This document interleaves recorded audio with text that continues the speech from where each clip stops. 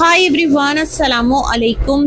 कैसे हैं आप सब। हम जल्दी से स्टार्ट करते हैं अपना रिव्यू रिएक्शन वीडियो। अच्छा, जो कल सितारा और अम्मा की वीडियो आई, बेसिकली आपको क्या लगता है कि वो वीडियो लेकर आना चाहिए था सितारा को? वो नीडेड थी? इतनी जल्दी रिएक्शन से सितारा का खुद का जो एक चैनल है उस पर इम्पैक्ट देख लीजिए कि उसके फ़ौरन बाद सितारा ने एक व्लॉग अपलोड किया और वो व्लॉग अब तक लाख पर भी नहीं गया और इवन वो रिएक्शन भी लाख से थोड़ा ही ऊपर गया है। तो यहाँ सितारा अपनी व्यूवरशिप आप खुद खराब कर रही हैं, आपके रिश्तेदारों का इसमें कोई हाथ नहीं है। आपने शायद ये समझ लिया है कि आप आकर रिएक्शन देंगी, आप आकर इस तरह से रोएंगी या कुछ भी करेंगी तो लोग आपके साथ इमोशनली कनेक्ट हो जाएंगे। वो फेज़ ना, वो टाइम निकल गया है। टाइम और ट्रेंड बड़ी तेज़ी के साथ चेंज होता है। जैसे एक टाइम पर मेकअप का ट्रेंड था, लोग मेकअप वीडियोस बना रहे थे, टिप्स बता रहे थे। फिर एक टाइम पर आया फैमिली व्लॉगिंग, फिर उसके बाद फैमिली व्लॉगिंग जो है वो कंट्रोवर्सी बनकर रह गई और अब सिर्फ और सिर्फ कंट्रोवर्सी को लोग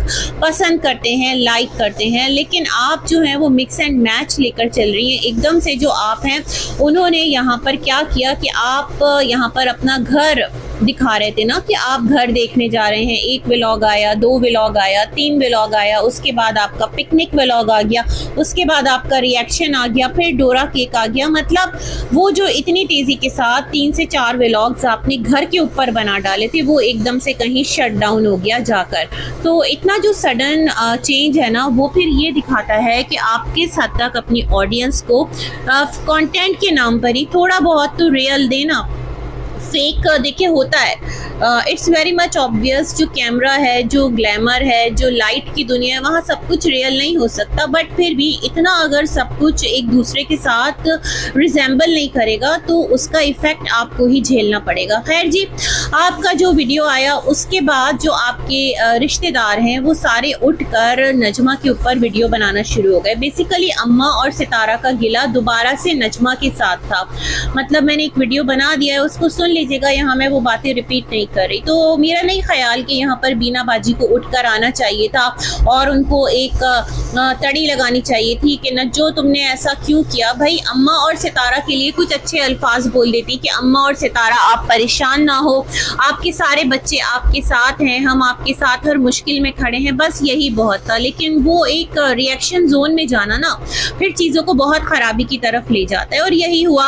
अब बीना बाजी ने जो नजमा है उसकी एक यहाँ पर डोर हिलाई तो नजमा कैसे खामोश बैठ सकती है। वो भी आई, उसने वीडियो बनाई और उसने बीना बाजी ने नजमा को कहा नज्जो, तो नजमा ने बीना बाजी को कहा चुबीना।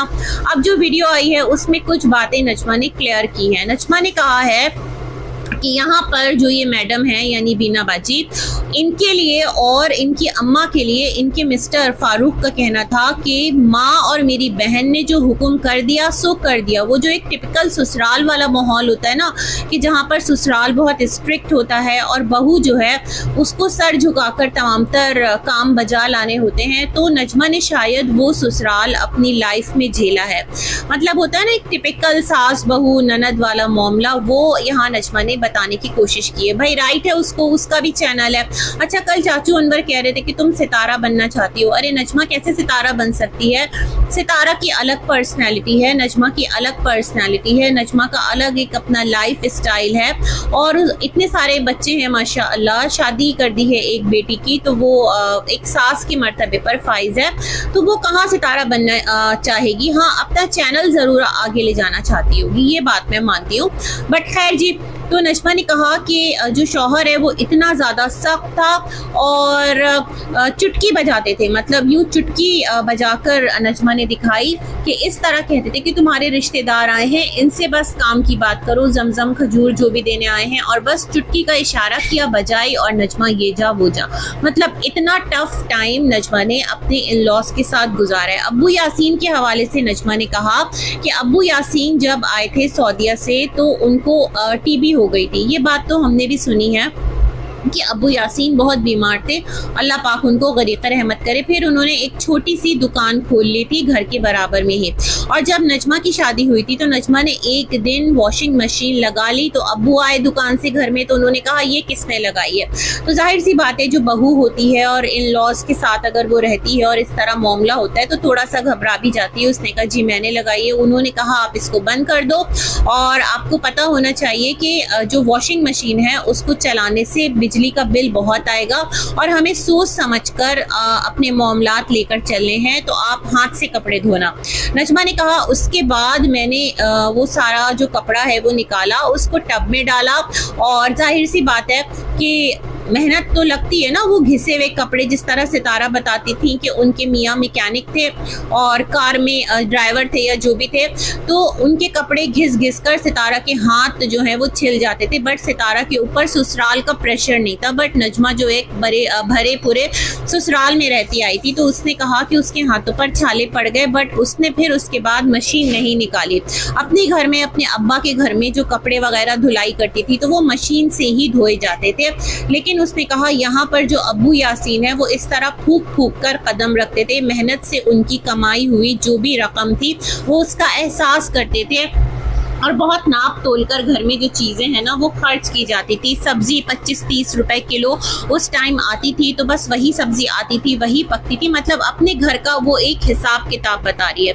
क्योंकि उसके ऊपर ना मैं समझती हूँ काफ़ी टाइम से यहाँ पर सवालात उठ रहे हैं कि वो ताले डाल देती थी किचन को, तो वो लकड़ियाँ ताले में डाल देती थी, तो ये कर देती थी, तो वो कर देती थी। तो मैंने हमेशा यही एक चीज़ सोची, उनके घर में तो कोई ऐसा बंद किचन ही नहीं था कि जिसको वो लॉक लगा के रख देती। खैर, उसने कहा मैं क्या ताले डालती चीज़ों पर, मैं खुद मतलब अपने ससुराल के अंडर काम कर रही होती थी, और जिस तरह वो मुझे कहते थे उस तरह मैंने लाइफ गुजारी है और बहुत ज़िंदगी में दिक्कतें देखी है।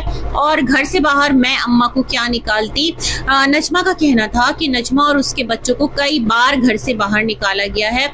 वो मगर ये कहती है कि अगर मैं ये बातें यहाँ रखूँगी तो फिर आकर वही लोग कि जिनकी इज्जतें हमेशा बचाई है वो आकर कहेंगे कि तुम हमारे बेटे को बदनाम कर रही हो, तुम हमारे भाई को बदनाम करियो। भाई देखें, इंसान है ना नजमा भी, अगर उसकी इस हद तक ट्रोलिंग होगी उसके पीछे सब लग जाएंगे। और इवन कि अगर सलमा भी कम्युनिटी पोस्ट लगाती है तो बजाय इसके उसको डायरेक्टली जवाब दे, सारा जो मुद्दा है वो नजमा की तरफ मोड़ देंगे, तो फिर रिएक्ट तो करेगी और आकर अपने आप को तो प्रोटेक्ट करेगी। इट्स सोशल मीडिया और टाइम जो है वो बदल गया है। ठीक है, फारूक माँ और बहन की अब भी इज्जत करता है, बट अब उसके दिल में बीवी बच्चों के लिए भी एक मुकाम और प्यार जागा है। तो वहाँ से भी नजमा को हौसला मिला है और मेहनत भी करती है, खेतों में भी अपने शौहर का साथ देती है, काम में भी अपने शौहर का साथ देती है। खैर, ये तमाम तर बातें।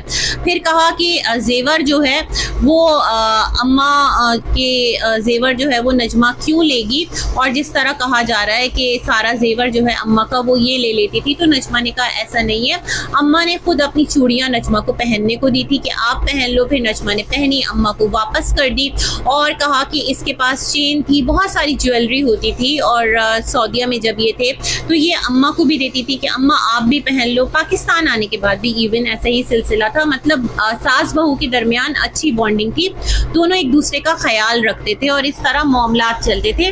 और अम्मा कहती थी कि तुम अपना जेवर इस तरह से ना यूं ही रख के चली जाती हो, तो तुम इसको मेरे पास रखवा दिया करो अगर कहीं जाया करो। फिर अम्मा जाहिर सी बात है वो चीज़ें नजमा को वापस कर देती थी। यहाँ पर नजमा ने कहा कि बहुत हैवी इनके पास पायल थी, इंडियन ज्वेलरी जो होती है चांदी की, और वो तमाम तर चीज़ें इनके घर से चोरी हो गई। अब ये तमाम तर बातें भी है भाई। नजमा ने कहा इनके घर से भी बहुत सामान गया है, बट आज तक ये बातें आकर नजमा ने नहीं कही क्योंकि उसका मकसद अपने घर का तमाशा बनाना नहीं था। लेकिन आज ये जो आकर बीना मैडम कह रही हैं कि तुम अम्मा और सितारा के साथ यूं करती थी वो करती थी, तो बीना मैडम आज आपको अब्बू यासीन याद आ गए। आप वो वक्त भूल गई कि जब सितारा के पास अम्मा और मतलब चाचू हाजी आए थे। जी मुझे भी याद है। तो आप अपने रियल अब्बा को ले आई थी और अब्बू अब्बू करती रहती थी, और आप तो सलमा के साथ थी, आप उम्रा पर भी गई थी। और जब सितारा पर प्रॉब्लम्स आती थी तो यहाँ पर स्पेशली जो ये माँ बेटी हैं, मतलब बीना बाजी उनकी बेटी, इनको लोग ट्रोल करते थे कि ये लोग बहुत खुश होती हैं, हंसती हैं जब जब सितारा पर प्रॉब्लम आती है और आज आप इस तरह से बातें कर रहे हो। मतलब ये सारी इनकी अपनी गिले शिकवे थे। तो मुझे लगता है देखिए, अगर आप एक इंसान को दबाने की कोशिश करेंगे ना और ये कोशिश करेंगे कि वो एकदम आप उसको ही दीवार से लगा दें और सारा इल्जाम उसके सर पर डाल दें, तो उसकी भी बर्दाश्त है, फिर वो भी बोलेगा। यहाँ पर इन्होंने कहा कि जो सलमा और असगर हैं, अगर वो बिठाकर चाचू को खिला सकते थे, मतलब अपने अब्बा को खिला सकते थे, तो क्या वहाँ पर 2 रोटी अम्मा को नहीं दे सकते थे? अम्मा काम अपनी खुशी से करती थी। उनका कहना था कि मैं इसलिए काम करती हूँ ताकि मेरे पास कुछ मेरी रकम भी रहे और मैं अपने बच्चों को भी लेना देना कर सकूँ, अदरवाइज सब ने अम्मा को मना किया था। और मजे की बात ये कि नजमा ने बोला, जो यहाँ लोग उठते हैं बोलते हैं कि सितारा ने ये किया वो किया, ठीक है किया तो अपने भाई के लिए किया, अपने भाई के बच्चों के लिए किया, नजमा की जात के लिए, मतलब खुद उसकी जात के लिए ऐसा कुछ कोई एहसान नहीं है कि जिसका बार बार आकर लोग जिक्र कर रहे होते हैं।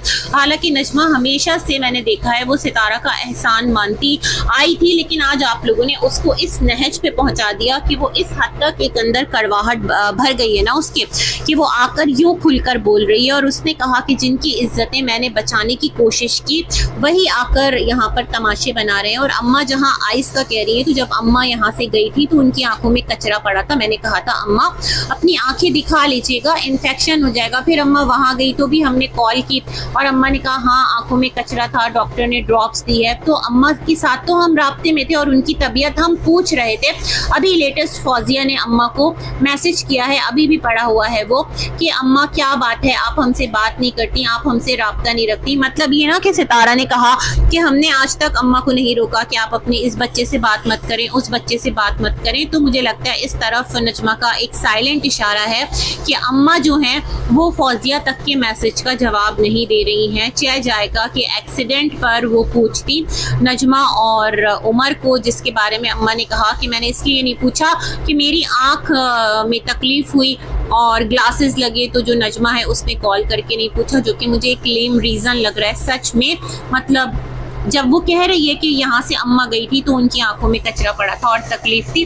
तो खैर जी, ये कुछ गिले शिकवे थे जो हुए हैं, लेकिन नजमा बी रेडी, अब ट्रोलिंग और टोपों का रुख आपकी तरफ है।